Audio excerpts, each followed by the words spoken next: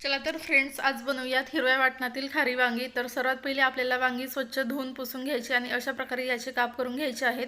आता हे मी मिठाच्या पाण्यात ठेवले आहेत जेणेकरून ते काळे पडतील नाही. आता हे बघा, वाटण्यासाठी मिरची, अद्रक, लसूण, खोबरा, कोथिंबीर आणि शेंगदाणे घेतले आहेत. आता हे आपल्याला मिक्सरला पाणी घालून वाटून घ्यायचे आहेत अशा प्रकारे. आता मी यामध्ये 1 चम्मच धने पावडर, थोडीशी हळद आणि मीठ टाकलेलं आहे. आता हे आपण मिक्स करून घेऊयात.